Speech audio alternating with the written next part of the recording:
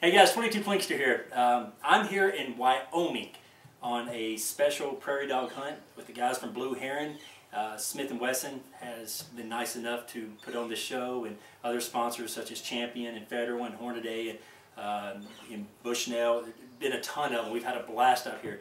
But Smith & Wesson has not introduced this pistol as of this video I'm making it. I'm making it about a month before this video is actually, this pistol is actually released. But what it is, it's going to be the Smith & Wesson M&P 22 Compact.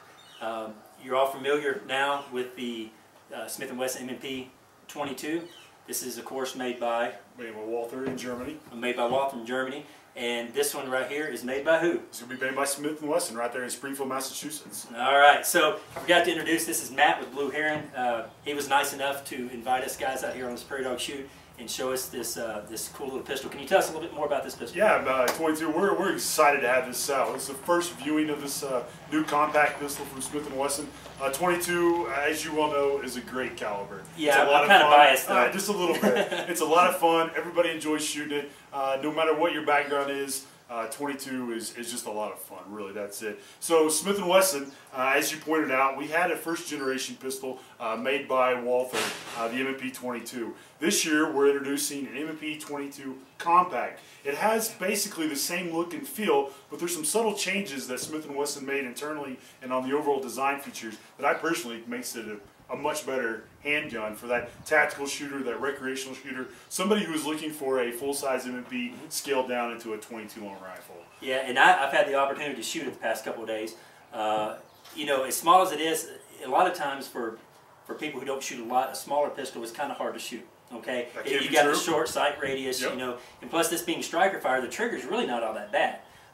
Being a striker fire pistol, so it did really well. I was able to take, I don't know, probably 15, 20 prairie dogs with this thing, and I took a couple of them out at 50 yards with it.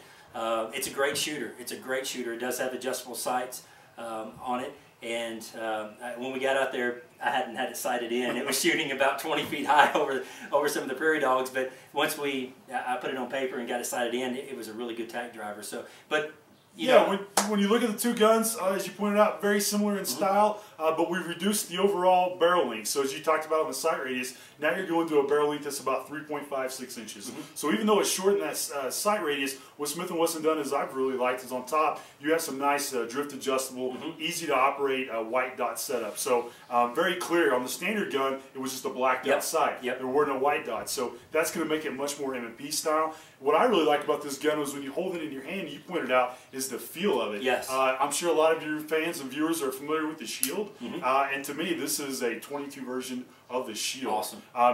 Your overall height is just about 5 inches. Overall length is only about 6.5, and the width all the way across the frame is about 1.5 inches. So it's very slimlined. It's very easy to operate with the ambidextrous safety. You can reverse the magazine release around. The slide stop and the takedown lever are still on the left side as a standard M&P, but as far as the grip, the feel, the function, those of you who like the M&P pistol, you're definitely going to like the M&P 22 Compact. Yeah, the first thing I noticed about it is how well the grips felt. The grips, I've got very large hands, as you guys know. The grips felt very, very good in my hands. You know, and of course Smith & Wesson, you know, brought this pistol about to compete with the Sig Mosquitoes and the Walther P22s and also the SR22s. Exactly, really honing in on that tactical 22 market is what we're going up against.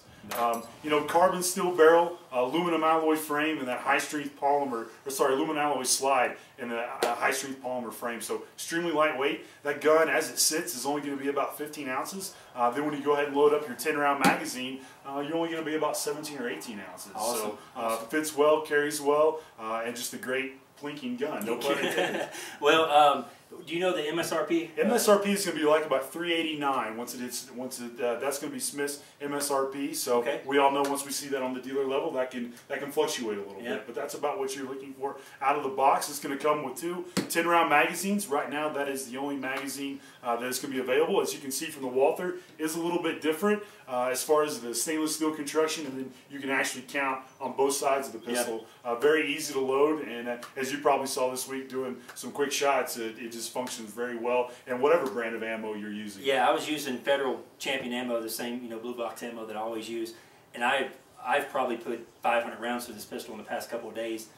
Not a single failure. Not a single failure whatsoever. Yeah, we've had 4 of these out here this week. Had over 12 people out here from different branches of the media shooting it, and nobody's reported any malfunctions, any hookups at all. Maybe a couple missed shots, but somehow that's got to come back to the operator a little bit bigger. But guys, you know, if you have any questions, you can of course come over to my Facebook page and ask me there. You can ask me on Twitter. You can put them down here in the comments below. Matt, thank you very much for having us out here. Had a blast. Thanks for coming out, man. So until next time, guys, y'all be safe and keep blinking.